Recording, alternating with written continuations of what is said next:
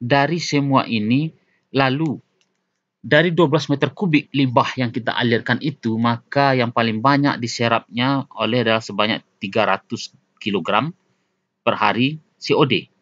Kemudian diikuti oleh BOD5, kemudian diikuti oleh nitrogen total, kemudian diikuti oleh TSS. Jadi totalnya 300, 400, 500 kilogram yang tersimpan di STBM ini. Sedangkan 12 meter kubiknya atau 12 tonnya keluar menjadi air yang jernih dan layak untuk dibuang ke sungai, tidak membunuh kepada binatang. Selanjutnya kita akan melihat ini. Bagaimana bentuk feasibility tadi dari ekoteknologi STBM 54P.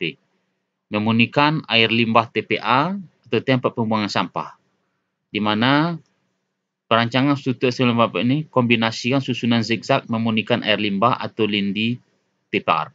Satu ini adalah lambang dari STBM 1 aliran air limbah dari atas ke bawah, duanya ini adalah STBM 2 aliran air limbah dari atas ke bawah, yang tiganya ini adalah aliran air horizontal dari STBM itu, yang keempat ini adalah air bak inkubasi air limbah, yang kelima ini bak air limbah yang dialirkan dengan gaya gravitasi ke bak 1. Bagaimana hasilnya? Dia itu mengolah, karena belian juga sama, feasibility juga sama. Inilah hasilnya. Dapat kita lihat bahwa dalam pemurniannya ini, inilah bahan bakunya. Coba kita tengok, dan ini adalah desainnya di dalam komputer. Ini di lapangannya seperti ini, sudah berjalan agak terbalik, bisa kita perbaiki lagi. Maka dengan pembiayaan yang murah ini, diharapkan pemerintah maupun UMKM dapat untuk membuatnya sendiri. Namun kenyataannya di lapangan, apabila model ini kita gunakan untuk mengolah limbah satu kabupaten yang berjumlah 97.000 KK, seperti kabupaten, kita cukup membuat lahan seluas 2-4 hektar saja. Kita sediakan lahan, maka semua limbah yang di rumah tangga kita alirkan ke situ sebelum dibuang ke sungai. Maka akan menciptakan generasi yang baik untuk anak cucu kita ke depan. Inilah yang kita harapkan. Selanjutnya, apa yang bisa kita amati? Ini adalah lokasi alatnya itu di lapangan. Ini kecil, cuma ukurannya 2 meter kali 2 meter dan bisa mengolah limbah sebanyak 12 meter kubik per hari per 2 meter persegi permukaannya.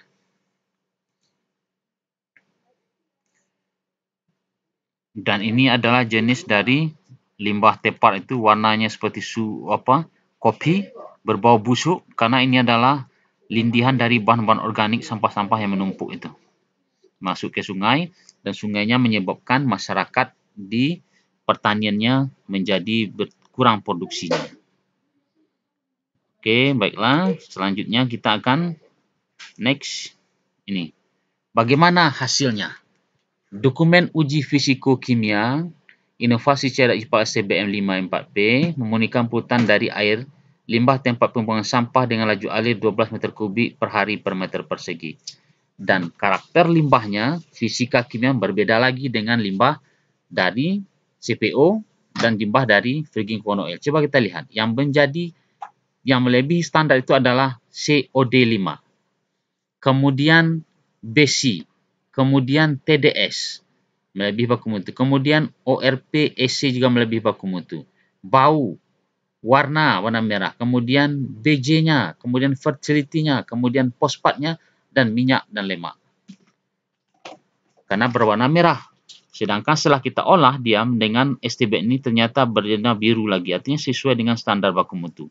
Dengan efisiensi berkisar dari 81%, ada yang 46%, ada yang 91% efisiensinya. Nah, yang ada juga 99% minyak dan lemak. Namun dari 12 meter kubik ini, apa zat yang paling banyak dia serap adalah TDS 500 kg per hari per bulan ya, bukan per bulan.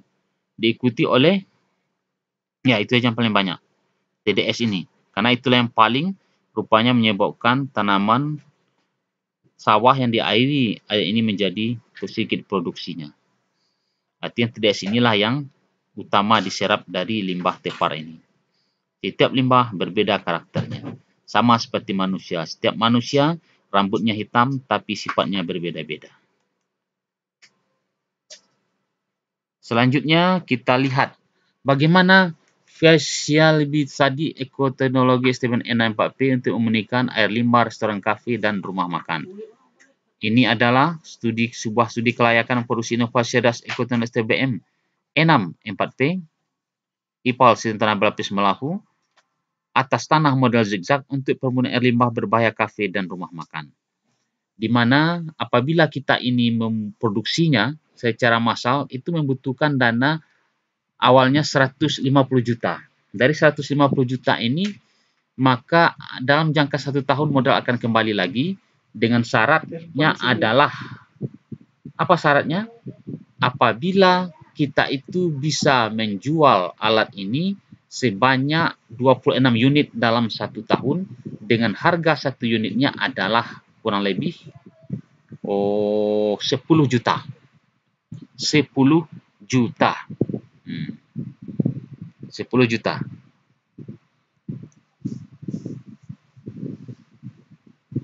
$46 juta.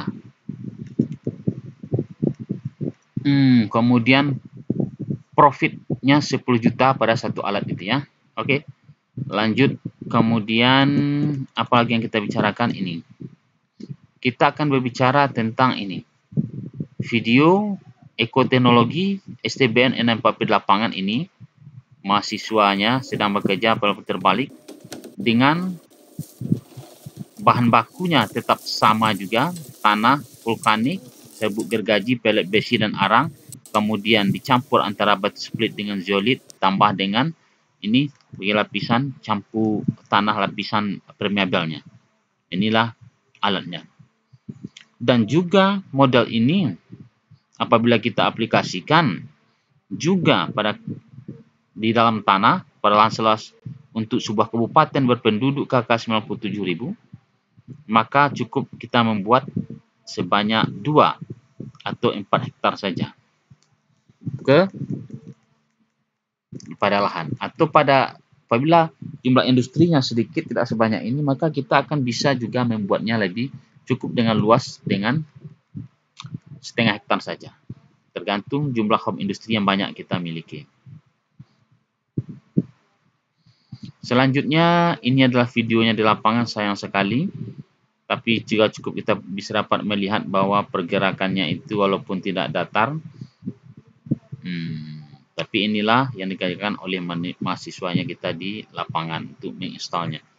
Agar kita harapkan nanti pada masa depannya alat ini dapat bermasyarakat, dapat diberikan oleh pemerintah secara gratis kepada masyarakat, atau masyarakat sendiri mempunyai kesadaran untuk membuatnya. Karena bahan baku cuma dari tanah di sekitar kita, serbuk gergaji, arang. Mudah sekali, tidak perlu bahan kimia, tidak perlu mesin yang canggih. Bagaimana hasil dokumen uji fisikokimia inovasi cerdas IPA STBM N4P memurnikan polutan dari air limbah rumah makan, restoran, kafe dengan laju alir 1,6 meter kubik per hari? Ternyata di sini berbeda lagi karakternya, limbahnya yang melebihi baku mutu. Karena warna merah ini banyak, umumnya hampir melebihi baku mutu kecuali pH saja. Warna, bau, BOD, COD, TSS, EC juga tinggi, TDS, ORP, NaCl, nitrat, fosfat, minyak lemak, semua melebihi baku mutu. Nih, ini tidak ada deterjen. Harusnya diambil satu lagi deterjen yang sangat banyak itu. Kemudian bagaimana hasilnya? Setelah diolah di STBM ternyata sesuai dengan baku mutu. Dan apa efisiensinya? Berkisar 72% sampai 94%. Lalu bagaimana jumlah yang diserap dari 1,6 meter kubik itu? Yang paling banyak adalah ini, NaCl. Dan fosfat satu lagi yang paling banyak. Kalau tidak keliru perhitungannya. Fosfat atau keliru perhitungannya. Tidak apa-apa.